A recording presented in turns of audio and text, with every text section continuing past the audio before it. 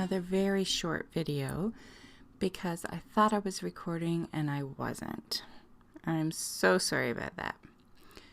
So all I did was glue down some cupcakes and little candies. Like the little candies and the little cupcakes are from the Border stamp set.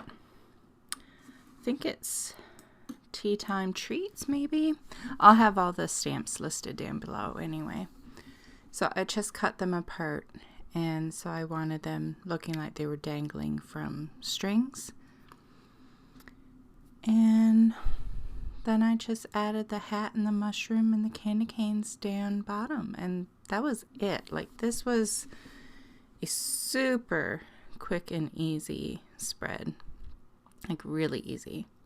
The hardest time I had was trying to fit the words curiouser and curiouser in that spot, because I felt like I wanted them like cursive handwriting and a little bit of not whimsy. Like, I didn't really do it like whimsical, but I don't know, I just wanted them flowy and just not regular handwriting. Not that I made it super different, but I don't know. But I did manage to get it to fit after a while. And really, that is it for this layout. Like I said, this is so quick and easy. And that's the nice thing about this journal, like what I plan on doing with it anyway, is just having stamped images that are not colored and all the doodles being in white, and kind of letting the stamps and the stencils do the work for you. So it's really easy, and it's great when you want to create but you don't have a lot of time, or you're just in the mood to knock out a bunch but do it something simple. I don't know. I love the impact of simple. Like, I think, now don't get me wrong, there are layouts out there with tons of color that are like wow. Like Miranda, oh my goodness, what's her last name? I can't think of her last name. Miranda, I think it's Van something. But she does a lot of Dylusion stuff, and Diane speaks of her all the time. But her coloring is amazing. Absolutely amazing. And her spreads are quite colorful, and they are gorgeous. But I can only imagine how much time it takes. I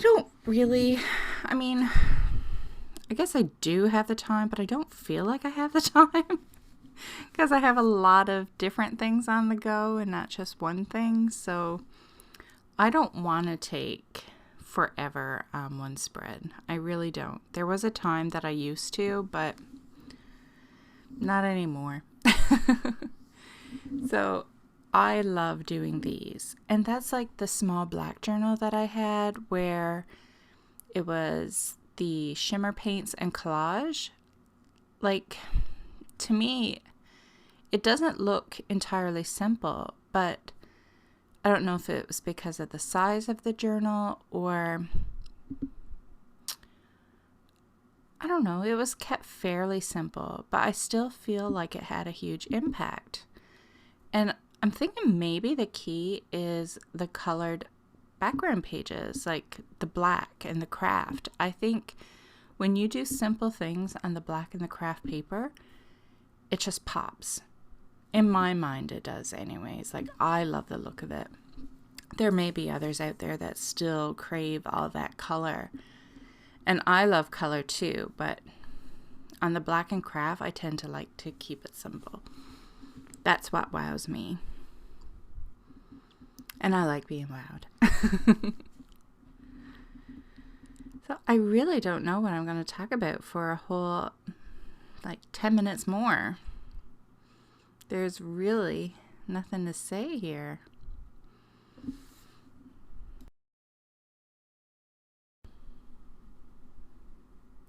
Yeah, I don't really have anything to tell. Nothing that I'm allowed to tell anyways, so I don't know.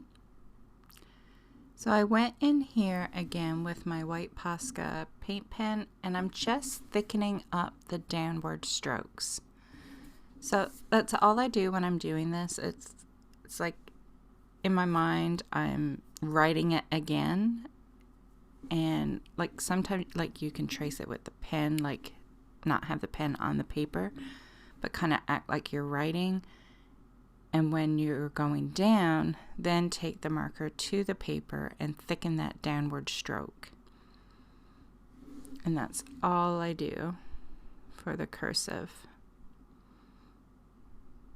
It's like a cheat cursive. Not cursive, well, it is cursive writing, but, what is it called? Calligraphy? Is that the word I'm thinking of?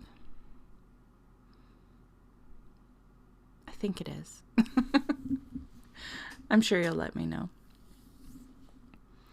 So, to those who, like are in my Facebook group or, get my newsletter from my website and stuff, who is taking part of the February challenge? I'm very curious. I haven't heard much, like I haven't seen anybody posting much. So I'm wondering if there are many people participating. I chose to do a sketch every day for the month of February. And I'm not doing YouTube videos for it, but I am posting the process video on Instagram. Like it's sped up, of course, because it's being posted on Instagram, and it usually takes at least 20 minutes. I'm trying to keep it like not too long. Like I don't want the sketching to take long, because if it's going to take hours, then I probably won't do it because there's other stuff that I want to do. And I like the look of loose sketching and loose watercolor. Like it doesn't look perfect. It can sometimes even look just a tiny bit messy, not super messy, but I don't know. I guess I'm one for imperfection. I just find beauty in it, and I like the look of those loose sketches, which is great because it takes so much less time than really trying to get things perfect. And trust me, on my first 3 sketches, especially my first one and my last one, they are far from perfect. And I mess up, like, because I don't do it in pencil first. I go straight in with the pen, because if I go in with a pencil, I'm going to be erasing all the time and trying to get it perfect. So if I use a pen, then I have no other choice but to just keep going. So sometimes I sketch something and then I'm going to another part and it's like, oh, well, that's not lining up how it's supposed to. But you work with it. And honestly, in the end, it's like, it doesn't matter how you messed up. Somehow it just all works in the end. Like I know it's there, and I'm sure there's other people that notice it too, but to me, I don't think it really affects the end result. Like, it's not like I'm trying to do this perfect painting that I want to sell. It's just my sketchbook. And overall, when I'm done and I look at the picture, I like it.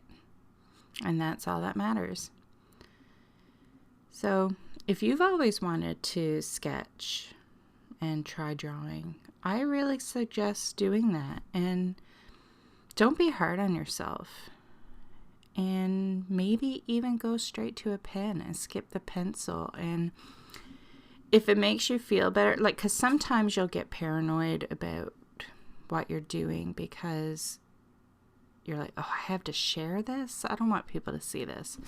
So even if you don't share it, maybe that'll take some of the pressure off too. And just let go and be loose, and don't aim for perfection. Don't try to get it exactly like what you're sketching. Like a plant, for instance, I'm 95% sure that I did not get every single leaf. Actually, I'm 100% sure. that I did not get every single leaf or stem on my plant in my sketch. And it doesn't matter. Nobody knows what your plant looks like and what leaf is where, and it's a drawing. It doesn't matter. That plant is going to grow more leaves. So just be easy on yourself. And another thing that I find fun and freeing is continuous line drawing. Because it's going to look a little wonky because you're not lifting your pen and you just have continuous lines forever. So I find that very freeing too. And I'm sure some of those will probably show up in my sketchbook at some point this month.